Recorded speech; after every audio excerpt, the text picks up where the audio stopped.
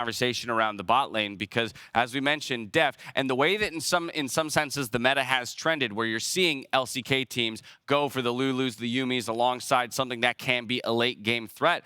Deft is exactly the kind of player that I would want to have on my squad if the meta is going that direction, as opposed to, let's say, the more aggressive 2v2s with the hard engaged supports. I feel like the problem is, I completely agree, right? Deft seems like he'd fit that style perfectly.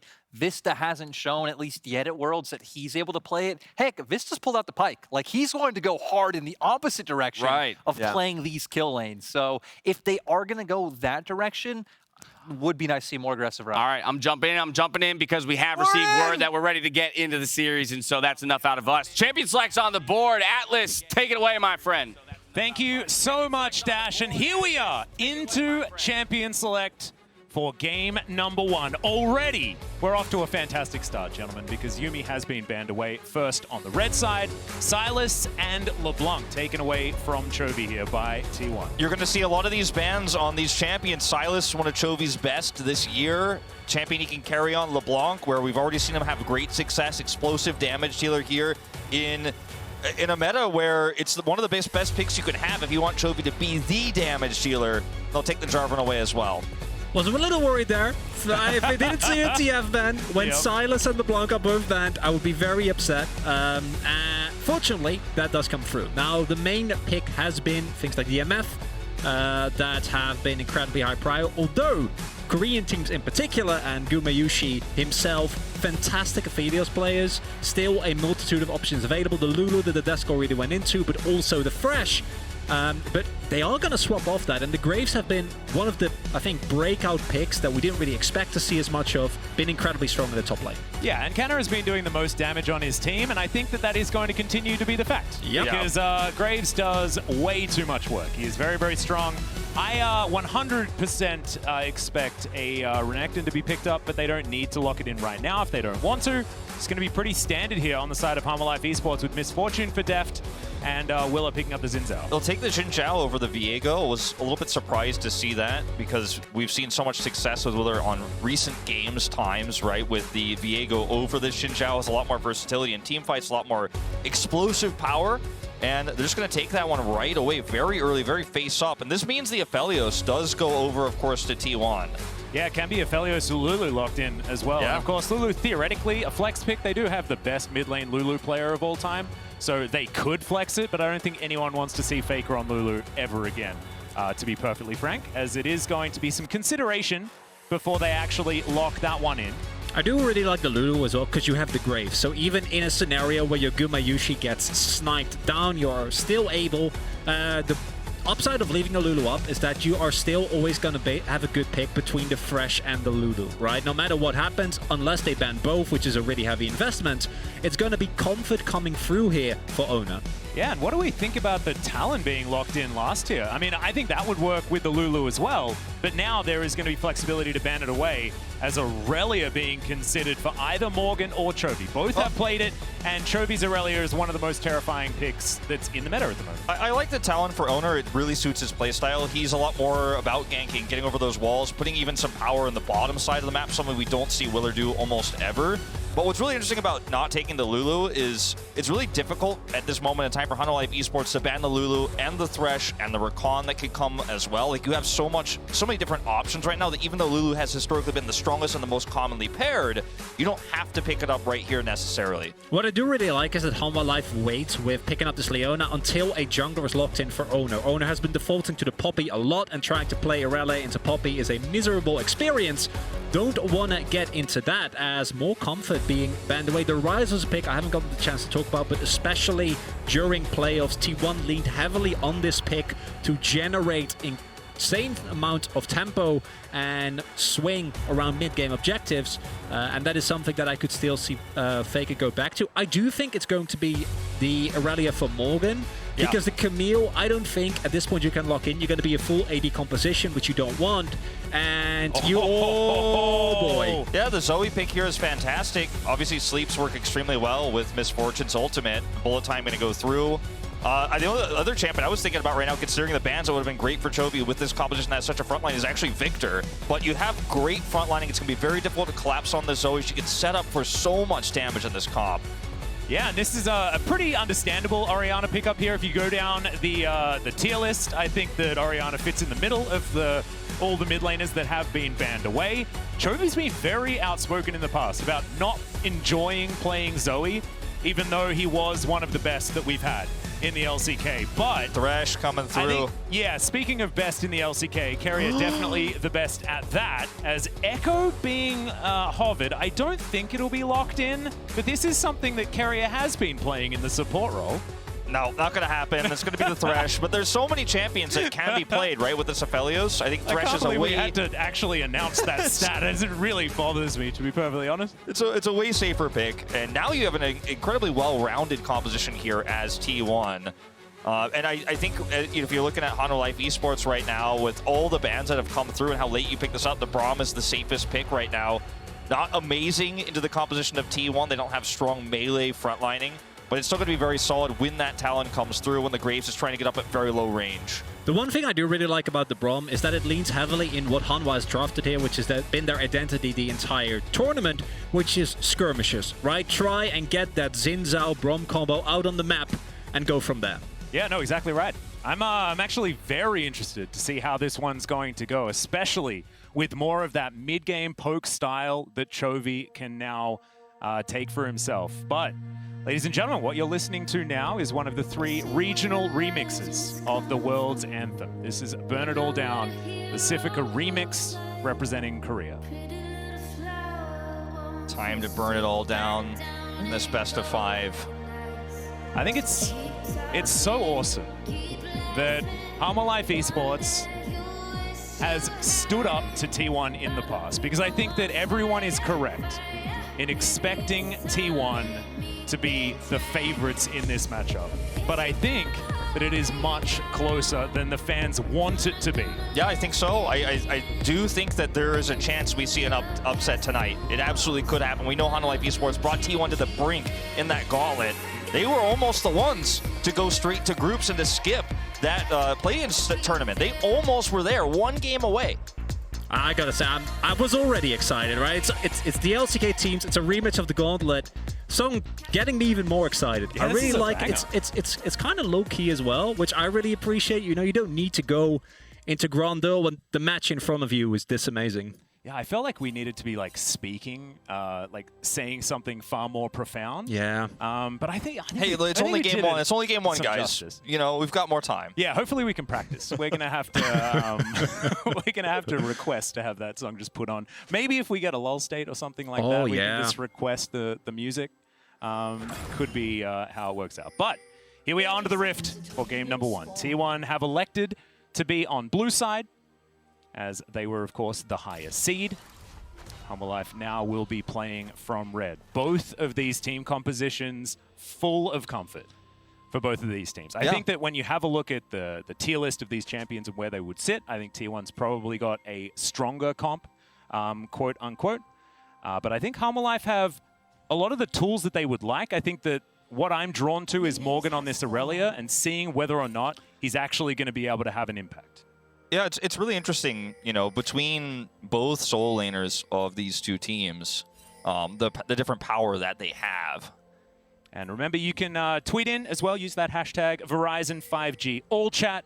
Let us know what you thought about the regional anthem. I think it's super cool, this new idea. So let us know what you think. Also, let us know whether you think that I am a complete moron for predicting that Hanwha Life is going to win this, because based on the fan vote, I think that there's a lot of people that might. But you have been right thus far. You believed in Hanwha when no one else did, and that faith did indeed pay off. When we look at the early pathing here, completely unsurprising. Willow is pathing away from top. Morgan will not be receiving any attention this game, like he hasn't in the past.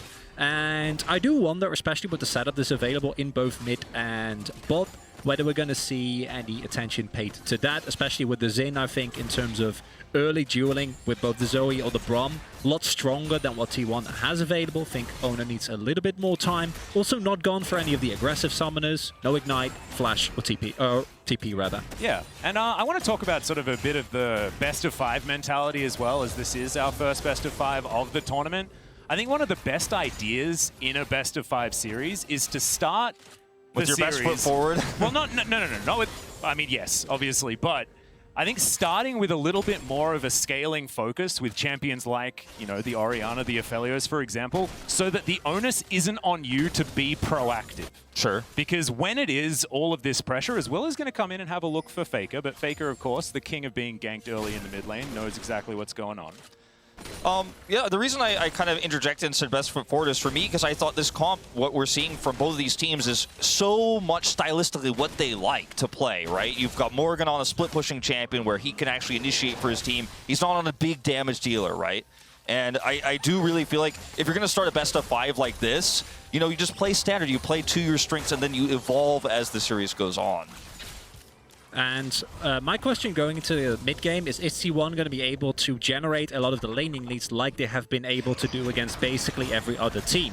We've seen this Aphelios for Guma, Karna's Graves or Jace, whichever he is on at the time, be able to generate immense CS leads, obviously in mid. Not really within the realm of expectations considering the level of laner that Chovy is. And also, Atlas, I'm kind of hurt, you know, that you didn't pay as much attention to play-ins, because you know that there's been best of 5s in play-ins, have there not? I mean, yes, but not so far since the group stage. There's a different scale here, Chronicler. That's not what I'm saying. The most beautiful thing of it that I know that you've been so invested in Hanwha's journey. So I know that you know this. No, well, of course I know that. Oh yeah, but it is the first of the best of 5s of this stage of Worlds. Okay, let's maybe go with that. Thank you for look at this damage though. As Faker's down to about 100 health. A couple more autos will need to come through. Command Protect is going to make sure that Faker does survive with his flash intact as Hook connects on the bottom side, but Willer is here in the nick of time. We'll be totally fine here. Scuttles traded, and you know what I was gonna get into here is Chovy is the type of player who will put the threat on with the Zoe. A lot of Zoe players play a lot more passively. They're sometimes fearful of ganks potentially, as we got action all over the place. Yeah, Morgan going for a bit of a trade. Working out pretty nicely there as he had just teleported back in, so don't get overly excited, everyone. This is, of course, Canna just trying to get as much as he can before getting that teleport off, restocking on some items, as, of course, Morgan is a bit of a soldier. He's got a backup sword and his sword and shield. He is ready to go to battle. Kana comes back to lane here, but something I wanted to point out earlier in terms of the stylistic differences between these two teams is that with Hanwha Life Esports, the majority of their damage comes from Chovy, 31 compared to Morgan sitting at 19. And the exact opposite is true of T1, where Kana sits at 31% of the team's damage and Faker sits at 19.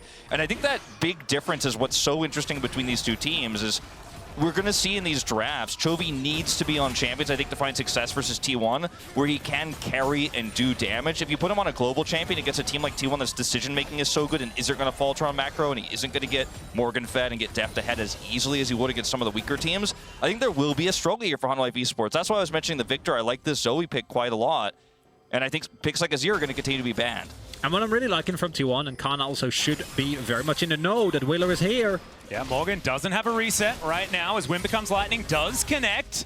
There's the ulti to come forward from Canna. He is going to be absolutely fine, and Ona not coming in for the assist doesn't give away his position. Yeah, really nice smoke screen there. But what we saw was that the reason why I was fairly certain that Kana was going to be fine is because Willow was double spotted. There were 2 wards in his jungle, and we saw that the moment that he appeared on those wards, Guma, Yushi, and Carrier used that time to also go in very aggressively on that bot side and try and keep the shove in that lane. And that is something that I think T1 has done exceptionally, even domestically, is how much they force prio based on the knowledge that they have is Chovy. Yeah, Shockwave going to come through. There's the hook perfectly lined up as Chovy just didn't want to flash. Eventually he will, but they also have to invest the exhaust from Vista, so a lot of power taken away now from Hanwha Life Esports. Yeah, a bit of a risky position there for Chovy to be in, considering they didn't know where Carrier was. He loves to roam. It's one of the things that you're going to see from this guy on his Nautilus, obviously on his Thresh. Every single time he plays it, you give him a chance to get out of lane, and he's going to look for an opportunity.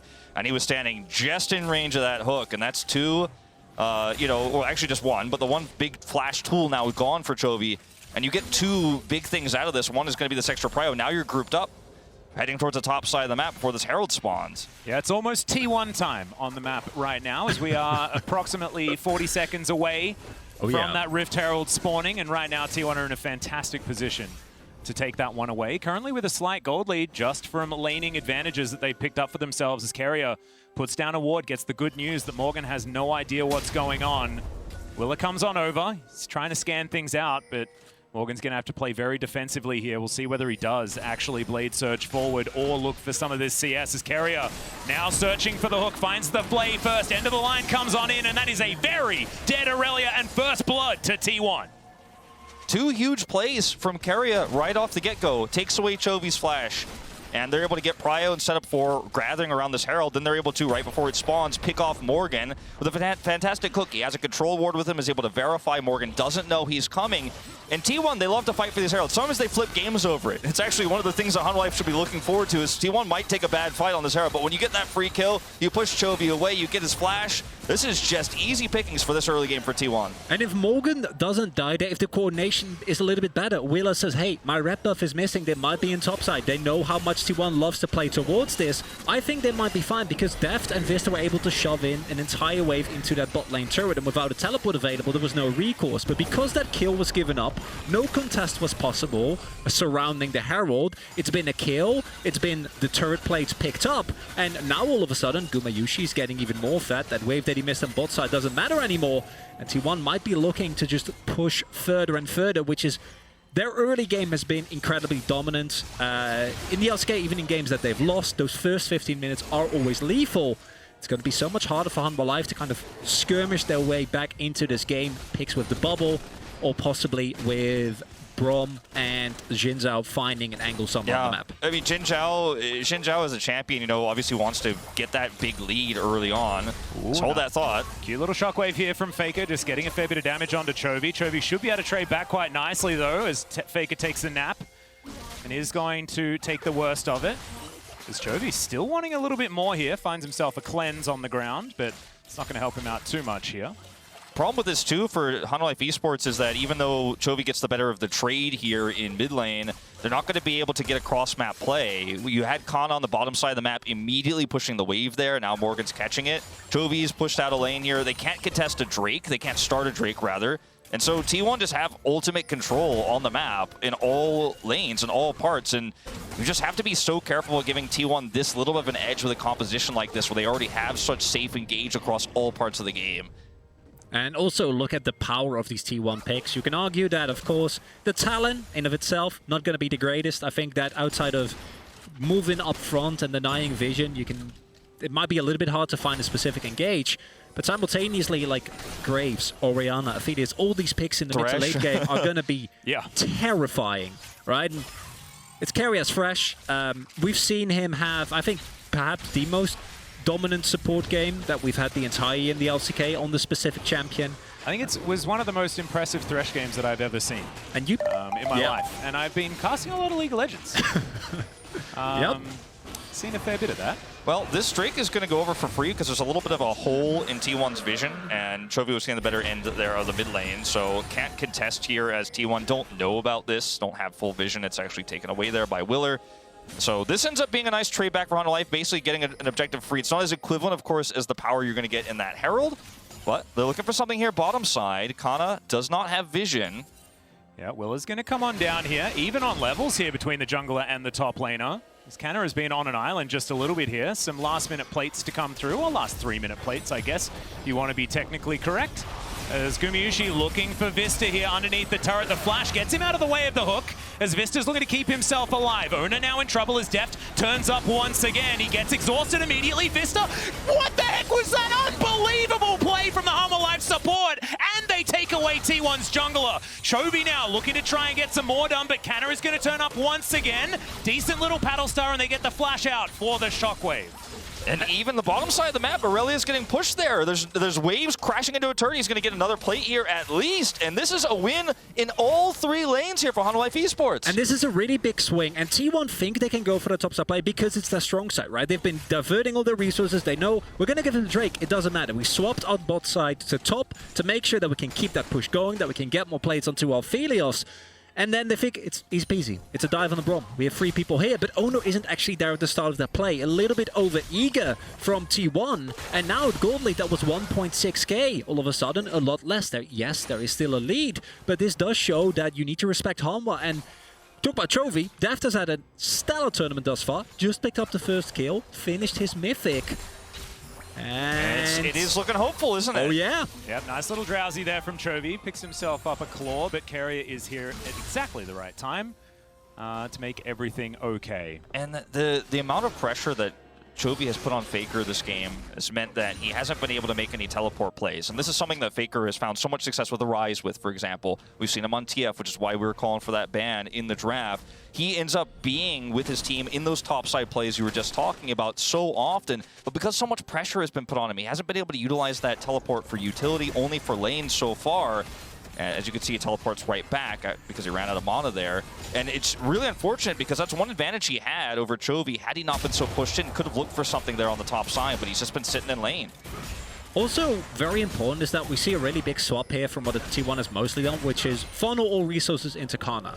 Right? They've been, in most of their games, not all of them, but the biggest amount has been Faker on a global champion and try to get Guma will be in lane, Carrier will be out, Owner's camping top, and Kana's getting all the resources that he needs to carry. But in this game, it's been all about Gumayushi, and this is something that T1, we've seen them do every now and then. We also saw them do when Teddy was on the team, and he was the one playing, or he's still on the team, but when he was the one actually playing, important clarification there. When he wasn't on the bench. Yeah, exactly. And I am honestly very happily surprised to think that for Vista, that individual play in of itself might not look too big, but that is the type of momentum swings that have plagued T1 in the past. This team is incredibly good at finding early game leads, but actually maintaining them. They're not as strong as a team like Damwon, where once they get a lead, that lead is not going anywhere. But T1 have had a lot of these swings in the past. Now they go in on Deft. Yeah, Owner's looking for the dive. This turret is so extraordinarily low. They get themselves the teleport out as Gumayushi taking a lot of damage here as well. Deft moving forward as Hanwha. They do have all the boys together. Yeah, they're going to look for a might fight need here. to get out of this one. Yeah, exactly right. Troll Ward goes down. Hanwha life, wrestle back, some vision control. Right now looking for Shirley, exactly right. I mean, this is actually an extremely aggressive play that T1 attempted. They were able to lantern Owner in for him to jump over the wall. There's almost no turret there, but you're really underestimating the fact that bullet time can clear that wave. It's not really a feasible dive to pull off here. Well, Owner's going to get slowed down by the Winter's Bite. Teleport available from the Graves. And he is making his way towards the mid lane, utilizing it. We'll now get this minion wave pushed forward, but Hanwha got the prize they were looking for. I would have loved if Kana just stayed bot and pushed that bot side turret, right? Could have just gotten that. T1, they were really looking for a fight there, but no one on Hanwha actually making a mistake, walking up too far and getting hooked in. Now, Gumayushi's still going to be able to pick this up, but I do love the investment from Hanwha to like try and actually hold onto their objectives as much as they can. Once the teleport was forced, though, I think T1 should have said, okay, we've already got the summoner. We can give them Herald, just back off, let Kana get the turret, and then look further. I don't think that teleport from Kana had to be invested, but clearly a team call. And that does mean that you get a little bit less than you could have gotten out of that play, but it's still a growing lead for T1. Yeah, it does also, I think, really showcase that Hanwha Life Esports knows their opponent well. Like, they're playing so well around what T1 would do in this scenario. They're prepared to counter this dive and take the Rift Herald because they know T1's going to be coming at this timing. And that's a good sign for a best of 5 like this. You're not figuring it out on the fly. You already know. Now they're going to look for some extra gold here with this second Herald. Yep. Turret going to go down low. Shockwave not quite able to find Chovy there as the ulti comes through. Faker so incredibly low after the bullet time, but isn't going to fall down. Doesn't have teleport, so he's going to be away for a little while as Chovy as well, under half HP. You can see Hanwha Life Esports still wanting to fight for this Drake. 5 versus 4. Drowsy comes through. This is part of the danger time for this Zoe. Collateral damage just white, sidestepped by the Zoe. And T1 wrestled out of the river as there's the Moonlight Vigil to come down. Morgan could be in trouble here. Flashes the hook, not quite long enough. Great double stun there from Morgan, but they are still going to be able to get pressure onto this turret. T1 wanting to grab that is now Vista looking to come round once again. There's the ulti to come through for Morgan. Only one person can take that lantern, and now Kana could be in trouble. He's down so low and trying to get the damage out as Deft finishes him off in the end. Morgan likely to fall as well. It's 2 for 1 so far for T1, and Hanwha Life Esports now forced to leave. Flash comes out from Chovy. That's one that he stole away as T1 are on the wrong side of this Drake, but now with the man advantage. It's not over just yet. They keep looking. I mean, this is so risky for Honda Life Esports here. Ona parkouring his way in. There's the Shockwave ball delivery system here, and Vista, he's going to go golden for a little while. Stands beside Willa, keeps himself alive for the moment. As Ona, below half health, great hook to come through from Carrier, but there is another stopwatch from this team. Of course, Willa, no way out. Wasn't going to invest the flash, as it turns out, as another bubble lands, but I think the T1 have finally won the fight. What do you think, gentlemen? This is the most Chovy Life Esports scenario that you could imagine, as he's sitting back with mostly full health on the Zoe, trying to hit these pot shots while everyone else is blocking, and they're coming back in. Does Deft have ultimate? No, he doesn't, as Ona could be in trouble here. One last auto. It's actually going to be the Zoe that picks it up with a bubble through the wall. Ocean Soul is what the Rift is going to be made out of, and that's actually amazing for a Zoe, but also pretty good for a Talon lying in wait to kill someone with all of these extra brushes. And if this skirmish shows us anything, I can't even call it a team fight, because it felt like a 2v2, a 3v3, a 4v4, all happening at the same time if you look at how drawn out it is, right? Because both of these two teams go in very hard. Kana is able to actually stay alive. One of the big powers of the Graves is how tanky, deceptively, he really is. And there's so many moments where you think it's over, but then it's not. It's not over. Yeah, it's still not over, actually. Is 2 levels behind. Will is going to go in onto Faker here. Still, no, doesn't have the Crescent card available. I was about to say he did. Certainly did not, but Faker is just going to get away. No one there to back him up just yet. So and this is such a clear-cut sign of, even though I think in terms of macro, T1 is still the one making the better moves, right? They're earlier to the objectives. I think the shot calling is a little bit crisper. But in terms of raw mechanics, Hanwha Life is showing why they're in this quarterfinal. Yep, Vista caught in amongst a whole lot of people as the Shockwave finds absolutely no one still. Carrier locks down that kill. In the meantime, Canna takes the turret on the bottom side, and T1 are adding winning to their winning.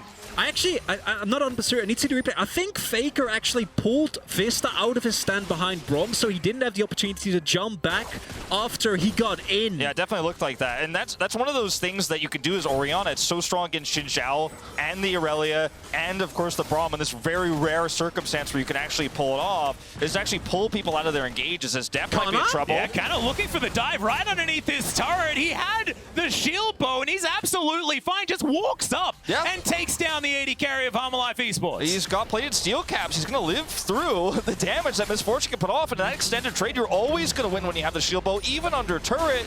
And he just can't get out of it. There's no mobility whatsoever for the Misfortune.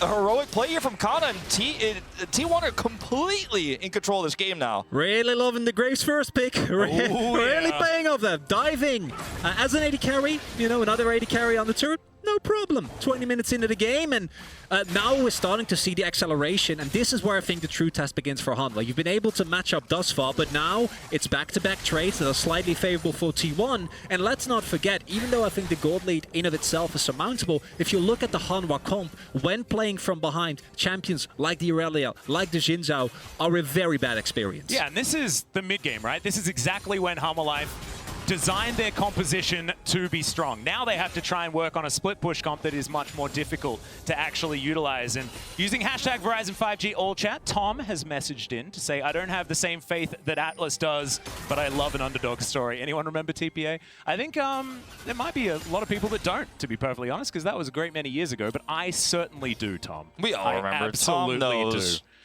Tom knows what's up. And you know, going back to what you guys were kind of getting at here with this composition in terms of what this comp could do from behind, it really is going to be so based upon these engaged champions now for Hanwha Life Esports and the front line that needs to be done for Chovy and Deft. And it is kind of odd and ironic that Chovy can also himself be the best initiation that Hanwha Life Esports have, because if he sleeps the right target, there is so much follow-up engaged, there's so much burst there.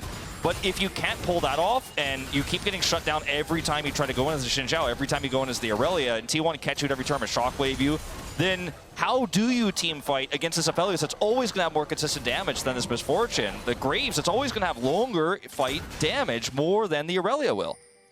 And I'm not entirely sure how is Hanwha, if you don't find a big break into the game within the next 5 to 10 minutes, you're going to be able to stand up to the late game. Look at Gubayushi's items. He's already gotten the Lord Dominic's against the amount of health stacking that's going to be available for Hanwha. It's going to provide incredible value. Little bit anti-synergistic, you know, when you get the extra health, the shield from from your shield bow, but against the amount of dive that's available from Humble Life is understandable. Also note how stalwart T1 have been defending their mid lane turret, knowing that not taking that, as I'm sure you would have pointed out, Wolf, had I not swept that point away. I know you were waiting for it. It becomes so much harder to actually find those bubbles and get that consistent impact, because I talked about the relative lack of engage for T1, right? You saw it a little bit in one of the earlier mid-game fights where they wanted to re-engage, but weren't able to, as they might go in here. Faker looking for the shockwave, finds it onto Willa there pretty comfortably as the ulti comes through to keep the Xin Zhao alive, but it's not going to work for long enough. The Gore Drinker certainly working out quite nicely, but it didn't change the fate of the Xin Zhao as Ono was looking to take care of that backline. They do back away though, just taking down the jungler just in time for this Ocean Drake to spawn. And this is where we have to start talking about that Zoe turret, but we also have to start talking about the fact that with these lanes pushing here, and Kana has had so much pushing power this entire game for free, non-stop, you have no vision anymore. And if you don't have vision, Zoe is fighting blind, especially with all these brushes on Ocean Rift. So you're just not going to be able to even walk towards this, and you're just going to be throwing darts in the dark, essentially, as Chovy in this game if you can't win a team fight before an objective, because T1 have so much pushing power. There's so much wave clear with this comp as well. Like, you're just clearing waves, and T1 are getting objectives. In addition to that, I think one of the problems that you're facing now as Hanwha is Chovy has gone for a very utility-based build, so he has a lot of survivability. He can throw out a lot of bubbles, right? Has the Everfrost, also went for the Lucidity Boots. But when it comes to wall damage output, it is not going to be as good as some of the builds that we, for example, seen BDD go for, where you do find those consistent one-taps. In addition to that, I don't think anyone can really match Kana in the side lane. And when your Aurelia can't reliably match someone inside, a lot of the value does get taken away as Shockwave. Chovy just walked into the Shockwave. He does use his Zhonyas. Try and keep himself up, and now will flash away, but Willa is going to pay for his sins. The ulti comes down, and it is not going to save the Xin Zhao. Ona not done just yet, as Everfrost looks to try and deny T1.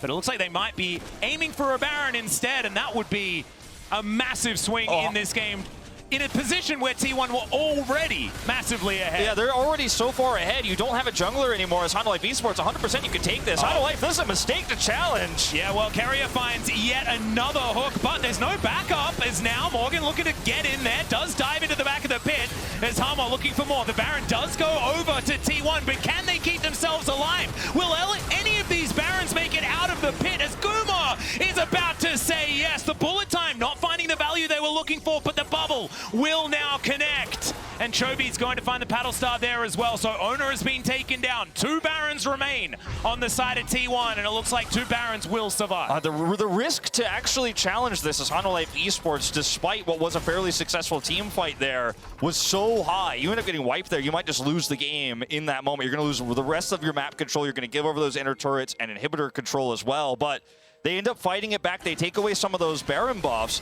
And it's really, as we look at this Axe replay here, all about the fact that they're able to pick Carrier off alone. There's a little bit of a disconnect here between T1's front line, well, really Thresh, and the rest of the team. Because yes, they know they have this Baron, they need to guarantee it, but your opponent doesn't have a smite. You could have turned this together a lot earlier, and now you've just given the opportunity for Morgan to close the gap on your squishy backline. And I want to again highlight Vista, able to both hit the Winter's Bite on Faker to make sure that he dies, Aurelia diving into the backline, and then also getting the passive on top of Gumayushi, and it's only through that survivability that he has with the shield bow as well as with his red gun that he's able to stay alive throughout all that. The one downside, even though you pick up a couple of kills for Hanwha, is that I think as T1 you're still relatively happy. Kana still, but also look at who the people are that still have the buff. Kana, who you want to put in the side lane, and then you have Ephedios in Guma, who's going to just be there anyway, and you can set up a 4-1 and still utilize the power of the Baron. Well, speaking of utilizing things, Vista going to throw out his ultimate. Ona just going to say no.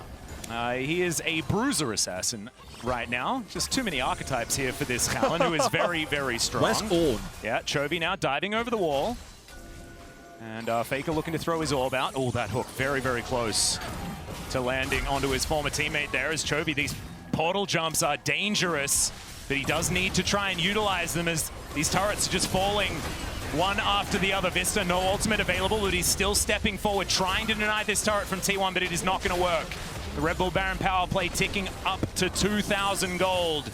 And T1's lead doing the same thing. And you can 6,000 right now. You can notice too in some of these fights the point that Chronicler made earlier about Chovy's build here with the Everfrost. If you can't get close enough to ever use that, you're going to wish you had less survivability with that zone use and actually just more pure damage. Maybe you could blow somebody up because T1 are just grouped up. They have better vision. So if you just hit someone with a paddle star with this low damage build, it's not going to be that impactful. T1 will just sit through it and move on. And if you're the one who has to carry these fights and look for picks and look for those blow-ups, this build probably isn't it. Now, I understand that in the longer fight, the survivability might mean that he could carry that extended fight, but with where we are in this game, I don't think that longer fight almost ever happens.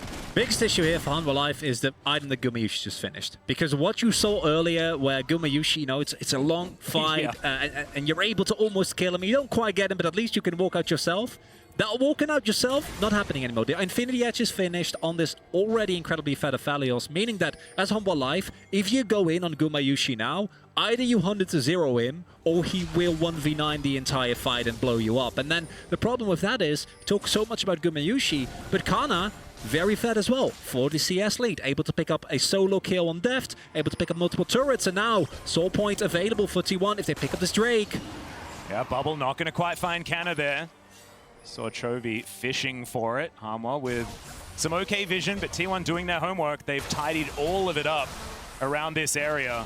Hanwha now trying to protect that one ward that they have, but the orb sitting right in that brush. Kana gets on over. Remember, Faker's Shockwave, it is right there. It is ready to go as Owner taken down to half health. Hanwha still with a fair bit of fight left in them. Chovy looking for a bubble, doesn't quite find it there. As the teleport comes in, it's Faker that locks down the Drake as Will is trying to keep himself alive once again. Flashes out, and he is going to survive for the moment, but T1 looking to try and race for this inhibitor turret in the mid lane, and they will have inside track to get themselves there. Look at the teleport top here from Kana too. He's going to go for this inhibitor turret. You've got two problems at once here as Hanwha Life Esports. Morgan just used his teleport to come into that fight so late. Then they had to flash out. Willer's flashless. I mean, T1 are looking to actually start finishing this game shortly here. You make any mistakes as Hanwha, the game ends. Well, now Morgan trying to go in. Actually, just a bit of a drive-by there, as Carrier's lanterns have just been amazing this game. I think the support play in general has been, from both supports, has been impeccable this game. Also love the teleport from Chovy there. Might not have seen it, but he teleported on his own Nexus turret to get to the wave as soon as possible, especially with Spellbook. Not losing out too much, because if he hadn't done that, pretty sure that Kana at the very least would have gotten an inhibitor turret. With the amount of damage he has available, possibly an inhibitor. And I think Hanwha Life, they're hanging in there valiantly, but again, and this has been the recurring theme ever since that early skirmish that took about a minute, and was like at 3 different places, back to back to back. It's T1 that actually wins, right? They have the gold lead, they have Soul Point now. Once they get the Ocean Sword, it's going to be even harder with the amount of sustain already available on this team. And I think your window as Hanwha has now closed. As Hanwha Life Esports, I think you have to group up on Baron. I mean, you had to group up faster and you can't because you have to deal with those waves, but you have to fight for vision first here and foremost. And if you can catch somebody with a paddle star, get a pick, that's how you start. I mean, that's not going to be too bad for Hanwha Life Esports. That's going to be on cooldown for a while here. But you have to fight for this vision 100%. And the fact that they have 2 teleports missing here is so problematic. You can't flank anymore. Yeah. Looking to go in for something potentially.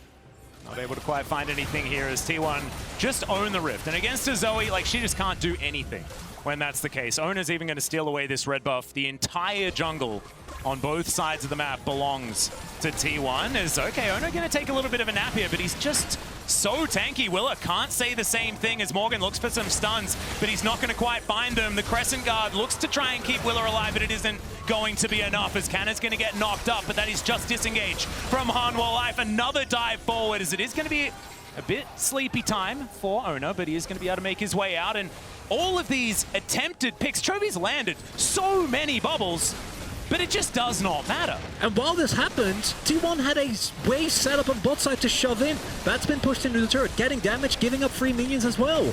I mean, this is a fight that T1 just avoided by tossing ultimates into a choke point and letting the waves here do the work. There's no inhibitors down here, but they had push in top and mid. Remember, Kana teleported earlier to shove that wave into the inhibitor turret. So T1 tossing a shockwave. Kana even ults onto the red buff. You push Hanwha Life Esports back. You have removed all the vision around the Baron pit. And T1 are like, yeah, I used 2 ults before this fight starts, but you can't teleport flank because I know Morgan's teleports down, Chovy's teleports down. So I don't even get to to fight as Hanwha Life Esports. If you're Hanwha Life Esports, you don't get to flank, you don't get to come forward.